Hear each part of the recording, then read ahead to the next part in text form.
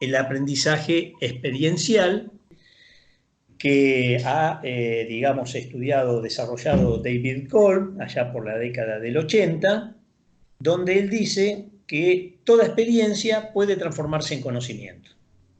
Toda experiencia se puede transformar en conocimiento si transitamos 4 fases.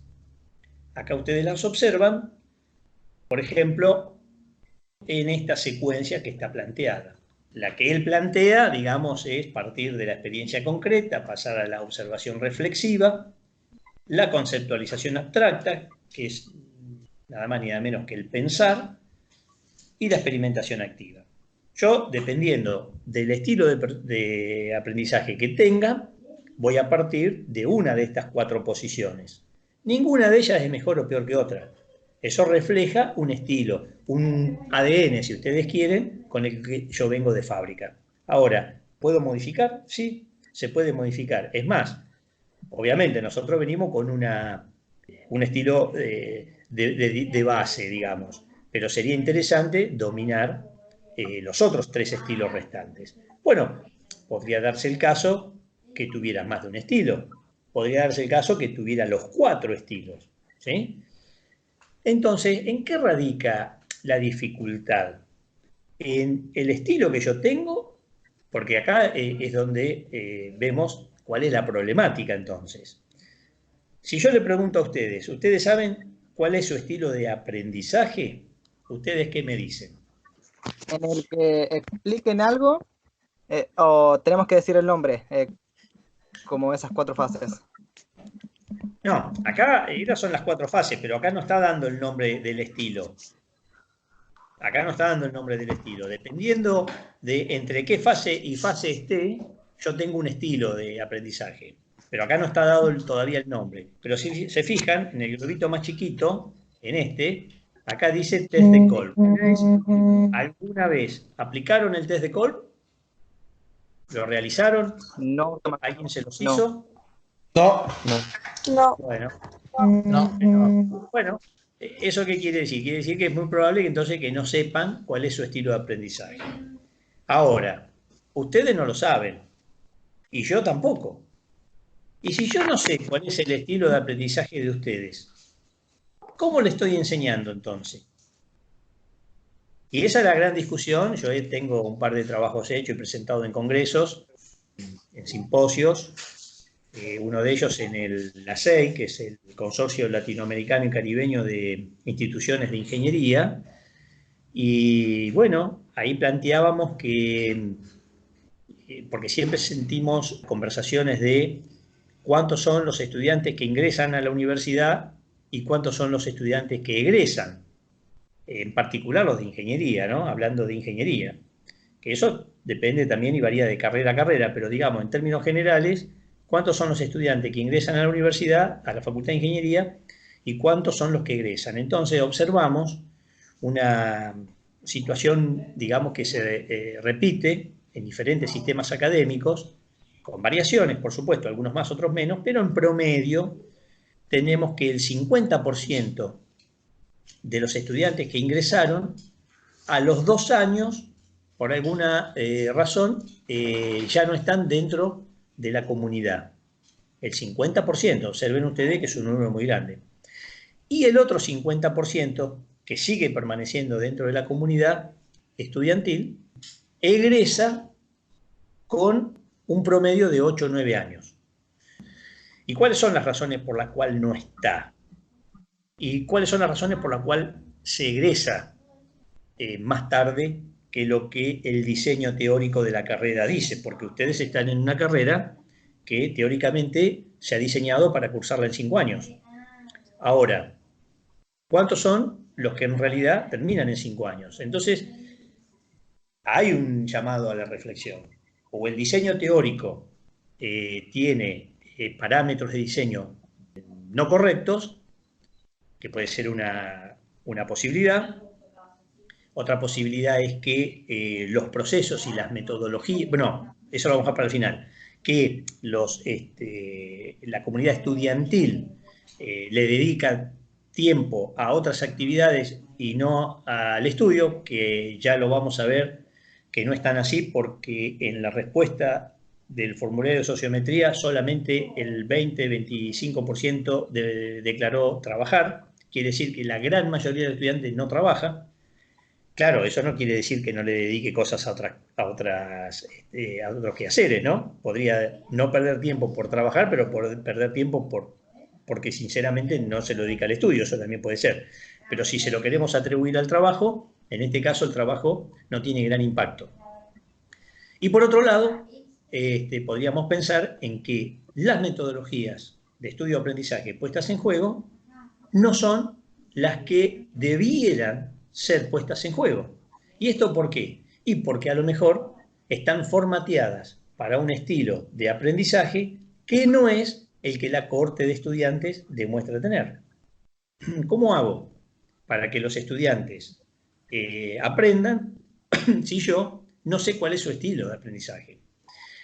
Entonces, ¿qué quiere decir? Quiere decir que el docente con esta herramienta puede construir su portafolio de actividades.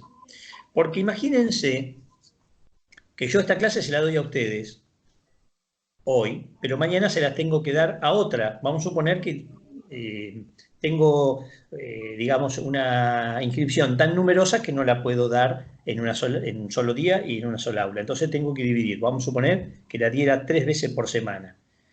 Con ustedes estoy los viernes y después estoy lunes y miércoles con otras 2 comisiones, que son muy diferentes a las de ustedes. Entonces, si a ustedes se las doy así, y así como se las doy a ustedes, la repito en las otras 2 aulas, es probable que tenga resultados muy diferentes. Tal vez con ustedes me va bárbaro y con las otras comisiones no. ¿Y eso por qué? Y porque yo no puedo utilizar de forma estándar las mismas metodologías, el mismo elemento de ese portafolio, sacar siempre la carpeta amarilla y usar esa. Yo debo tener diferentes colores y esos colores tendrán más o menor posibilidad de aplicación en función de ese perfil, de esos estilos de aprendizaje que muestra la cohorte de estudio. Vamos a hacerlo nosotros, lo vamos a aplicar, vamos a hacer el test de Kolb y si ustedes ven, el test de Kolb lo podemos graficar en un sistema de coordenadas cartesianas donde ustedes veían en el cuadro en la anterior las fases, experiencia concreta, observación reflexiva, conceptualización abstracta y experimentación activa. Si yo estoy entre la fase de experiencia concreta y observación reflexiva, mi estilo de aprendizaje es el divergente. Si estoy entre la observación reflexiva y la conceptualización abstracta, soy asimilador. Y así sucesivamente, convergente o acomodador. Yo ya les voy a adelantar, de alguna manera, cómo va a dar la encuesta. Les voy a decir más o menos que entre el 60 y el 70% de ustedes va a estar ubicado entre los 2 primeros cuadrantes, es decir, acomodador y divergente. Va a haber algunos en asimilador y otros pocos en convergente. Y entonces eso me va a demostrar año a año, como les digo, yo vengo dando esta materia del año 2008, a partir del 2015 la vengo dando en la Universidad Jauretche allá en Florencio Varela, en 2 sistemas académicos distintos, pero los resultados son casi similares. Lo que puede cambiar es el grado de dispersión, es decir, que los puntos se puedan separar más o se puedan juntar un poquito más, que pueden haber algunos casos. Yo hoy les decía que ustedes podrían tener 1, 2 o hasta 4 estilos. Por ejemplo, ¿qué pasaría si alguno de ustedes cae en el centro de coordenadas? Entonces el centro de coordenadas me estaría diciendo que ustedes, cualquiera de los métodos que podríamos utilizar les sirve. Pero ¿qué pasaría si ustedes cayeran en el eje de las abscisas? Por ejemplo, en el lado positivo. Entonces podrían tener posibilidad de trabajar tanto el estilo divergente como el asimilador, ¿verdad? Bueno, después les voy a pasar un estudio que yo hice de investigación donde propongo, por ejemplo, anillos concéntricos, donde a partir de ciertas, digamos, delta, ¿no? Ciertos radios, puedan considerarse como válidos cuáles estilos y cuáles no. Entonces, con esto quiero decir que si nuevamente este año la cohorte manifiesta tener mayor predominancia en los dos primeros cuadrantes, significa que las técnicas de aprendizaje tradicionales, por lo menos con las que yo me formé, tendría que revisar si todavía siguen siendo válidas y si las siguen utilizando, no daban con el perfil que yo tenía. ¿Por qué? Porque esos estilos, esos portafolios tenían que ver más con un estudiante asimilador o convergente que un acomodador divergente. En el caso mío, yo soy acomodador. Entonces, ¿qué significaba eso? Que yo tenía que desarrollar un mayor esfuerzo en la comprensión, asimilación e interpretación de esos conocimientos porque me los estaban dando de una manera que no era natural para mí. Entonces me generaba un esfuerzo mayor. Eso es, digamos, un poco lo que David Kolb nos propone. Después hay otros estudiosos como McCarthy y demás que toman, bueno, a ver, este test que yo les voy a dar es el test de Kolb, con el cual otros investigadores como Alonso, Dunn, Honey, digamos, desarrollaron otros formularios a partir de este base. Bueno, tiene 9 preguntas y 4 posibilidades, y los otros lo llevaron como a 30. ¿Por qué? Porque parte de una condición de borde dada, es decir, el formulario de Kolb no toma en cuenta el contexto, es decir, parte de que el contexto es óptimo.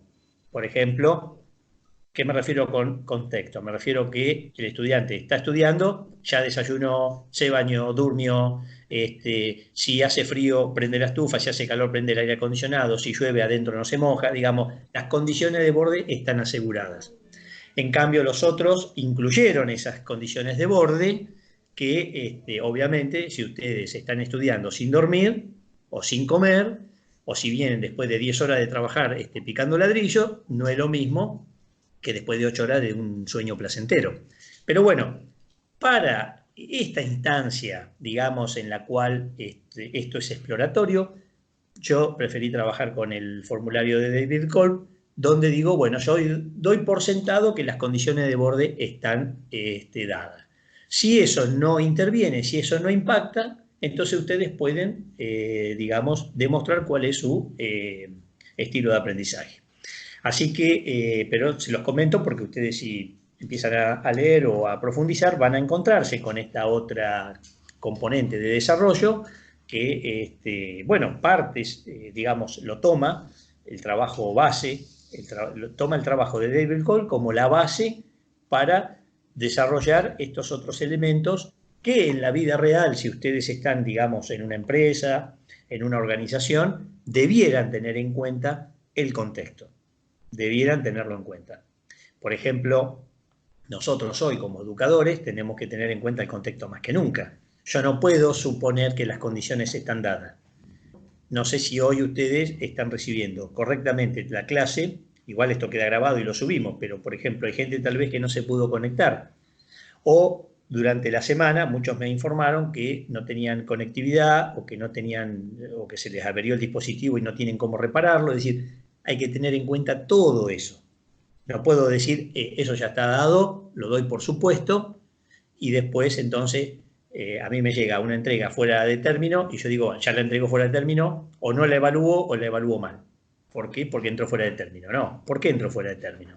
O por qué, por ejemplo, el video no tiene el sonido adecuado o no tiene la imagen adecuada. Y bueno, tal vez porque el dispositivo con el que ustedes cuentan no se los permite. Que les hayamos hecho la devolución donde dice la imagen es deficiente o el sonido, eso no quiere decir que se lo haya evaluado mal o se le haya bajado puntos, simplemente se le da la devolución para que tengan en cuenta qué es lo que hay que corregir. Pero no es que no se ha tenido en cuenta el por qué. Entonces es muy importante tener en cuenta el contexto. Acá yo lo di por supuesto porque es a modo exploratorio y me llevaría más tiempo y no tendría mucho sentido, digamos, dentro del marco de la asignatura, digamos, se nos iría de escala. Bien, entonces ya lo vamos a hacer, yo se los voy a dar ahora como material para que ustedes lo llenen, me lo devuelven y armamos el gráfico y ustedes van a tener como devolución qué estilo tienen, qué significa ese estilo, cuáles son, qué sé yo, por ejemplo, para el divergente es un tipo extrovertido, es un tipo, una persona, un individuo que se siente más a gusto en exposiciones, en, por ejemplo, tormentas de ideas, es decir, es una persona que interactúa, digamos, y no se siente cohibido a hacerlo. Bueno, así hay entonces una descripción de ese estilo y hay mecanismos de estudio-aprendizaje que le van mejor. Y también se puede manifestar cuáles son aquellos que no le van mejor, digamos, ¿no? Y con eso ustedes ya tienen una descripción a priori que después habría que ver y habría que componerla con la relación contextual. Imagínense ustedes que de los 4 puntos extremos de los ejes vamos hacia arriba y construimos una pirámide. Y entonces, o sea, en el eje Z, si lo vemos hacia el eje Z, hacia arriba lo que nos va a dar es el grado de complejidad en el proceso de incorporación, comprensión e integración del conocimiento. Y también, por otro lado, los niveles comportamentales y afectivos que pueden ponerse en juego. Profe, una pregunta. Entonces, Perdón, tenía muteado y estaba hablando y no me escuchaba. Con el tema de los estilos de aprendizaje, si queremos profundizar un poco, ¿está en el apunte eso? sí, Como yo les para puedo, caracterizarlos o eso. les puedo después, hay un libro muy lindo que se llama Conocimiento y Gestión de Gallego y Ongallo. Es un libro 2004 creo que es, donde claro, asumen el concepto de gestión del conocimiento, que es un concepto de este siglo, ¿no? Del siglo XXI.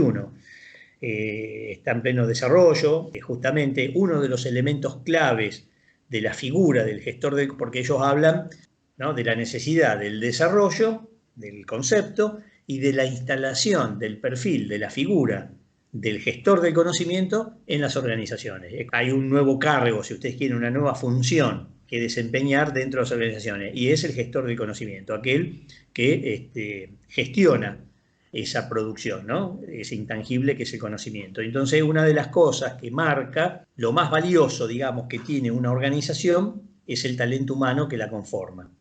Y entonces eso es un intangible. Para la gestión del conocimiento es un desafío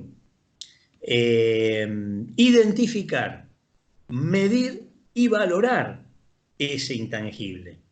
Incluso, bueno, menciona que, por ejemplo, podría cotizar en bolsa, pero no en la bolsa tradicional que conocemos. Debería generarse una bolsa comercial que transaccione estos activos intangibles. Entonces, fíjense, ¿no?, qué interesante el proceso que proponen, ¿no? La identificación, primero hay que identificarlo, hay que visualizarlo, hay que hacerlo visible. Por eso habla en un juego de palabras que ahí menciona, dice, cómo hacer tangible lo intangible. O sea, cómo volverlo real, cómo volverlo medible a aquellos que no lo percibimos, que no lo podemos palpar. Entonces, identificar, visualizar, volverlo visible. Luego, medirlo. ¿Cómo medimos eso que estamos acabando de identificar? Y después, ¿cómo lo valoramos? Es como si le quisiéramos poner valor a una persona. Normalmente los mecanismos que usan los seguros de vida y demás es, bueno, en función del tiempo de vida restante, podríamos presumir una productividad, ¿verdad? Y si es una pérdida, eso sí es la pérdida de vida. Y si es una pérdida de un miembro, bueno, dependiendo de qué miembro pierde, es cuán disminuido queda y cuánto se le puede resarcir en función de eso. Pero siempre en función de una metodología y de un mercado de transacciones basado en lo tangible. ¿Cuánto vale lo que esa persona puede generar con sus procesos cognitivos? Es todo un desafío. Desafío porque podría no tener límite eso. Es muy interesante, después se los paso para que lo busquen y lo lean. No es un libro muy grande, tiene varios capítulos, pero con diferentes autores también, y también para aquellos que les interese, un método, que él lo denomina Intellectus, que es justamente para aplicar la gestión del conocimiento en organizaciones sin fines de lucro. ¿Por qué? Porque es mucho más fácil implementarla en organizaciones con fines de lucro que sin fines de lucro, porque las organizaciones non-profit, como así se denominan, normalmente carecen de los cuerpos organizativos. ¿Por qué? Porque muchas veces dependen de voluntarios o de personas que no son, digamos, pagas, o pagas por lo menos en su totalidad. Entonces tiene ciertas características que las diferencia de las organizaciones del mercado, donde todos tienen su remuneración y reconocida su función. Así que bueno, ese programa Intellectus que ellos ahí desarrollan también es muy interesante. Bueno, si les interesa, léanlo todo, pero le dedica un capítulo, ¿por qué se los menciono? Porque le dedica un capítulo justamente al tema de los estilos de aprendizaje y justamente mencionan todos estos autores, parte desde Kolb y después sigue con Honey, Alonso, Dunn, digamos, que son los que han ido evolucionando y desarrollando la metodología. Con eso yo creo que ya tendría más que suficiente para ahondar y profundizar la bibliografía de consulta. Vamos a ver entonces la búsqueda de la abundancia como el otro objetivo perseguían los griegos, y hoy, ¿cómo la percibimos la búsqueda de la abundancia? Como la función económica de la sociedad. Fíjense ustedes que desde esta forma de presentarla, lo que interesa es producir y distribuir la riqueza. Producir y distribuirla, no solo producirla. Y incluir, digamos, ¿no? Dar la posibilidad de la inclusión dentro de ese sistema a aquellos que se encuentran hoy en un estadio vulnerable o de vulnerabilidad. Y como síntesis, el acceso a los derechos de segunda generación. Los derechos de segunda generación son los derechos a la educación, la salud, la vivienda e inclusive el ocio, el recreo. Por ejemplo, el Estado, el papel activo del Estado en esta situación debería ser la de regular, estableciendo, digamos, normas, estableciendo las condiciones, por ejemplo, de seguridad en la propiedad, pero también, o sea, individual y colectiva, a través de las fuerzas, a través de controles que permitan, digamos, la continuidad y la sostenibilidad organizacional de la sociedad y, por supuesto, la generación de bienes públicos como ser la educación, la salud y la vivienda, ¿no? Si tenemos tiempo podemos ver, o para aquellos que le tocó el tema de sociedad y entropía, bienes de alto, medio, bajo y nulo valor residual, justamente es el tema que habla de cuáles son los bienes que justamente tienen alto valor residual, medio y bajo nulo, en función de la entropía. Por eso se habla de entropía y sociedad, ¿no? Cómo la sociedad contribuye o no a generar, digamos, entropía o a minimizarla.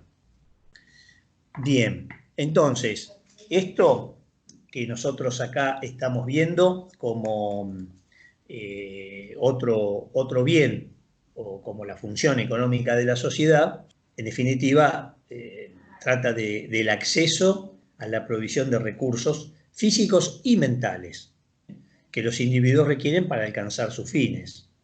No solamente, bueno, lo vimos recién cuando hablábamos del intangible, de la productividad que puede tener los procesos cognitivos. Entonces, son recursos físicos y mentales. Que los procesos de producción y distribución de riqueza tienen que ver con los modelos de innovación que las sociedades, que los pueblos pueden poner en práctica.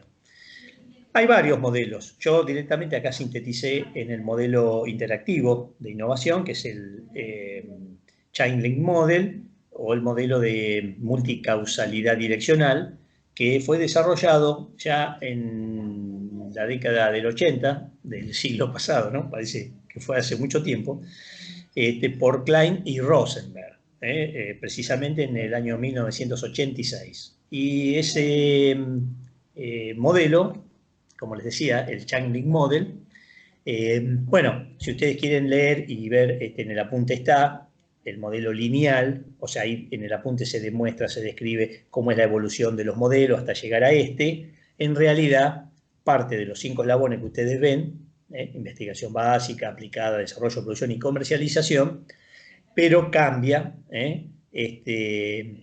¿Por qué ellos en el año 86 llegan a esta concepción? Porque observan que se producen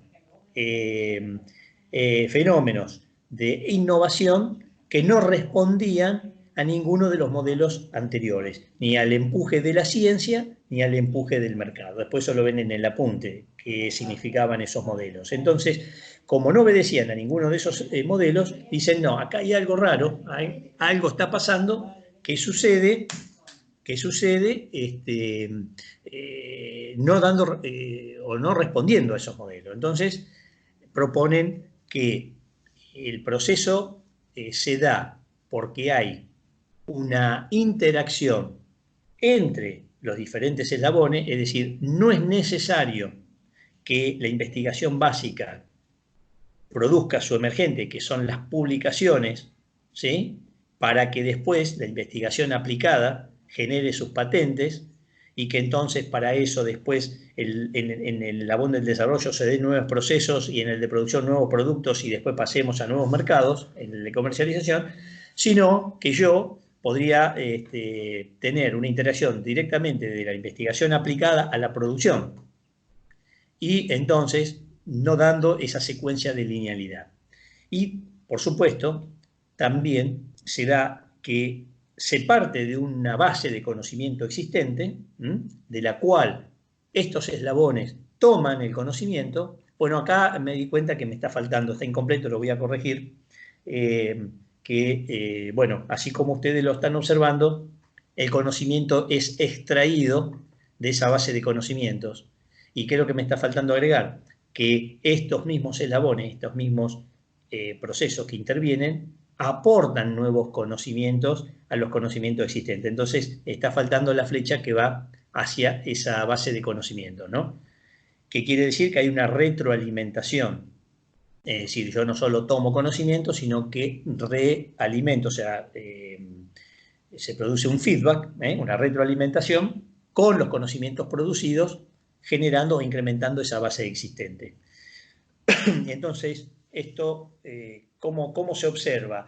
Y, por ejemplo, hay países que tienen plataformas de I+D, o sea, de innovación más desarrollo. Bueno, hoy la ecuación esa se ha ampliado, ¿no?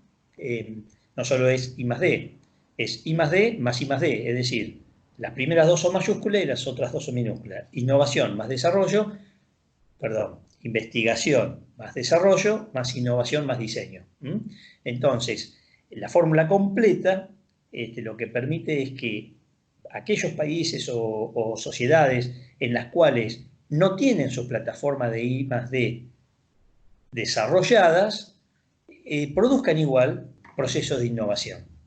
Eso da y cambia la forma en que esos países y esas grandes plataformas con inversiones importantes generen o produzcan nuevos procesos o nuevos productos o nuevos mercados, con lo cual entonces ha generado una reflexión en cuanto a si el proceso de innovación es cerrado o es abierto, porque podría generar una gran inversión y no tener el resultado esperado, porque esas innovaciones podrían darse en aquellos lugares donde no haya tanta inversión. Y entonces, ¿qué conviene más? ¿Tener una patente que restrinja el uso de ese conocimiento o trabajar en un proceso de innovación abierta donde la propiedad del conocimiento no es lo importante, sino la aplicación del mismo?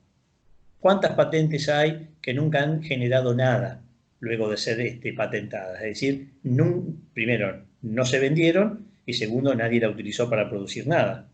Entonces, eso también es un llamado, digamos, reflexivo de poner en marcha estos procesos de... Bueno, hay ejemplos prácticos que muestran que estos procesos a veces se dan en todo o parcialmente, ¿no? Se pueden establecer primeros procesos de innovación abierta y luego se cierran, ¿no? Por ejemplo, uno de ellos es el del Moto Z Play, que ha generado una vez que Motorola fue adquirida por Lenovo, ¿verdad? Entonces generaron ellos una plataforma para los MUDs, donde vos podrías, a partir de un conocimiento establecido, generar nuevos conocimientos y nuevos dispositivos para aplicar, o sea, nuevos MUDs, ¿no es cierto? Ellos largaron el primer Z Play 1 con 3 MUDs, uno era el de los parlantes, el otro era el de la cámara fotográfica y el del proyector. Pero eso no quería decir que fueran los únicos MUD que podía aceptar el teléfono. Esos son procesos de innovación abierta, digamos, o semiabiertas. Bueno, para Schumpeter, por ejemplo, ustedes ya conocen quién fue o si no lo pueden buscar, concibió el proceso de innovación como una combinación de medios de producción, con los cuales podríamos tener nuevos productos o una nueva calidad de un producto existente, o sea, la mejora del producto, o nuevos métodos de comercialización. No cambiar el producto, pero mejorar la estrategia de comercialización. Bien, fíjense que él hablaba del poder creativo, ¿no? De la destrucción creadora, que era la base del capitalismo, ¿no es cierto? Destruir para crear. En los principios de estos procesos, allá por los años 20, se lo concebía como una producción en masa, ¿sí? Para artículos homogéneos. Imagínense ustedes una fábrica de tomates enlatados, digamos, ¿no es cierto? Hacían miles de latas de tomates por día, donde prácticamente no había diferencia de producción en lo que había en su estética, digamos, del packaging y ni lo que había dentro de la lata. Entonces eran, digamos, procesos enervointensivos, es decir, con importante uso de los materiales. Para la actualidad, ese proceso ha ido, no es que siguió así hasta ahora y instantáneamente cambió, sino se ha ido dando una transformación paulatina hasta llegar a la actualidad a la concepción de sistemas integrados de manufactura que presentan producción flexible y amplia, o sea, muchos de ustedes observan los sistemas Lean de manufactura o producción esbelta, y ¿qué característica tienen? La amplia gama de bienes y servicios que ofrecen, pero a diferencia de los procesos dados en aquellas épocas de los años 20, que eran enervointensivos, hoy son intensivos en información, es decir, lo que fluye, digamos, o la característica que emerge es la información embebida dentro de esos productos. Tendríamos que preguntarnos a esta altura qué es la tecnología, ¿no? ¿Cómo la definiríamos? ¿Cuál es el objetivo? ¿Y qué diríamos entonces del cambio tecnológico? Bueno, esta va a ser una actividad que, junto con el del test de Kolb, va a quedar para estos días. ¿Cómo para nosotros se nos presenta este concepto? ¿Cuál es el objetivo? ¿Y cómo sería entonces, si podemos definir la tecnología y establecer el objetivo, cuál sería entonces del cambio tecnológico?